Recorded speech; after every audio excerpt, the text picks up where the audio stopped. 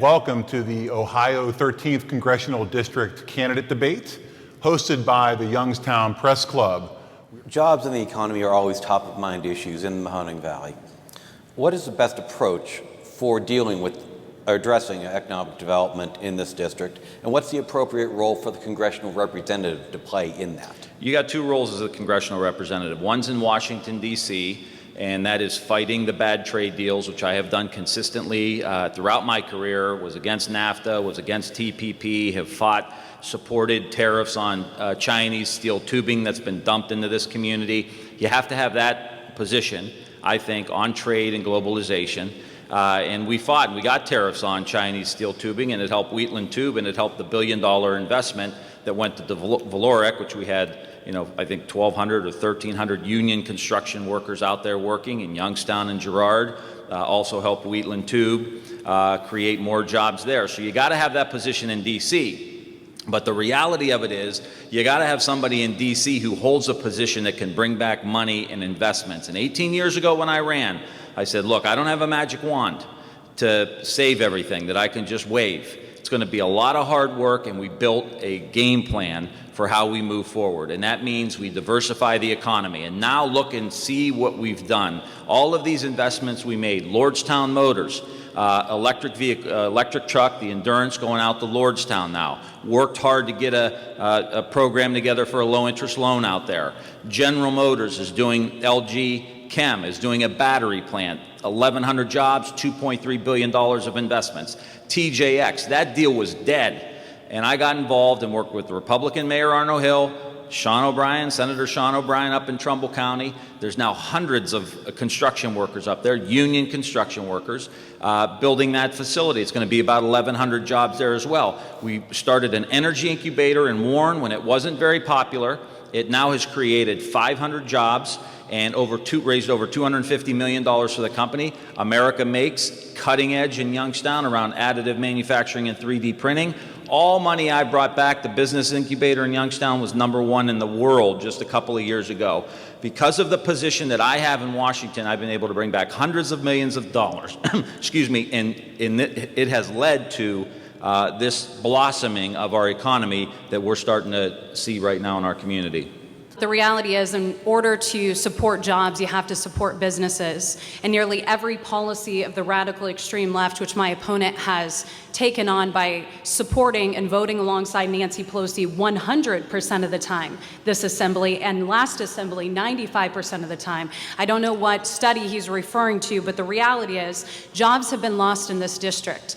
And every single constituent of Tim's that I talk to reflects on the fact that they are leaving this district for jobs and opportunities, and they are having to travel outside of the district to find gainful employment.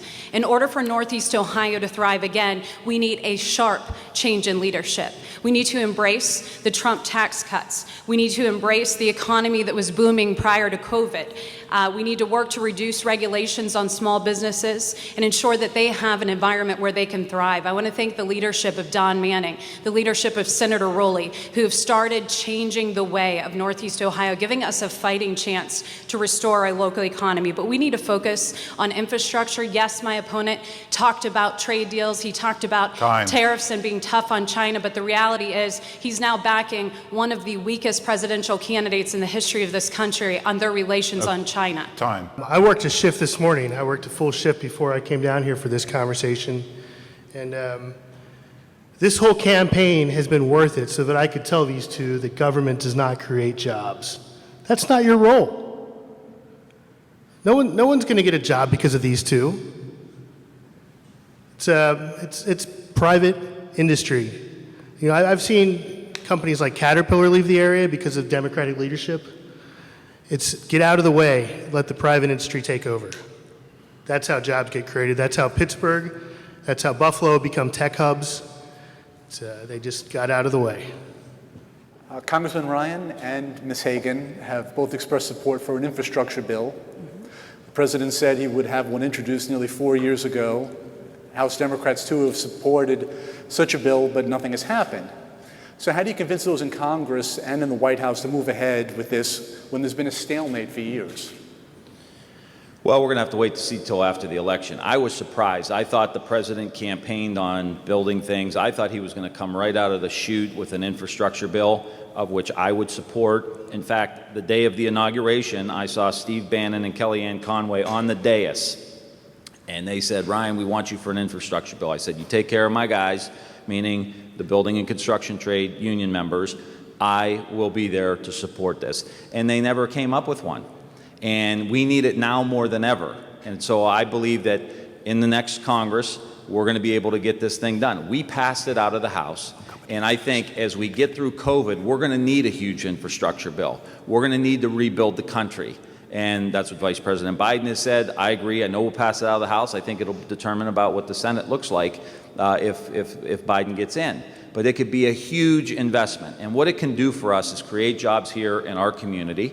It can help us extend broadband. It can put all our folks to work, especially in the building and construction trades. My opponent, again, is for right to work, against project labor agreements, against Davis-Bacon, against all the provisions that would make sure.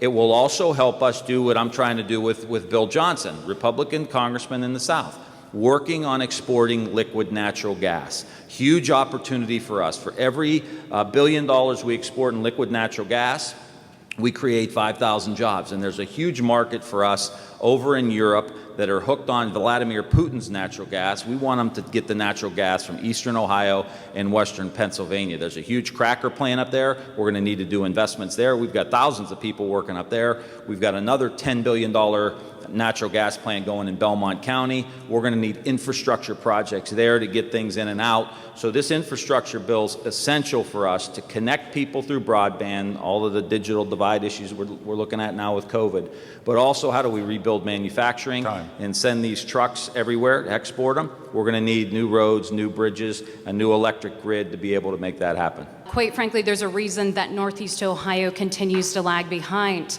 It's the failed policies of Congressman Tim Ryan and his inability to deliver over 18 years. He may have talked about infrastructure, but he's done nothing to improve our crumbling roads. And the reality is he did support a $1.5 trillion bill, but the problem was that bill was laced more with the opportunity for climate change than it was for working class Americans, for jobs to be created right here in Northeast Ohio. Duke University did a study on this very matter, and 25,000 construction jobs can be created if we're serious about championing legislation that is focused specifically on infrastructure.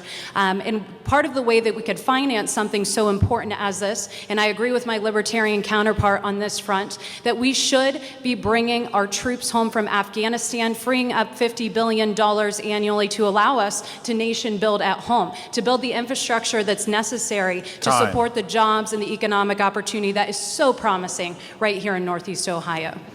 Infrastructure is a tricky problem because for years the U.S. government has picked winners and losers. The U.S. government subsidizes cars and planes and doesn't subsidize mass transit. It subsidizes fossil fuels over greener energy.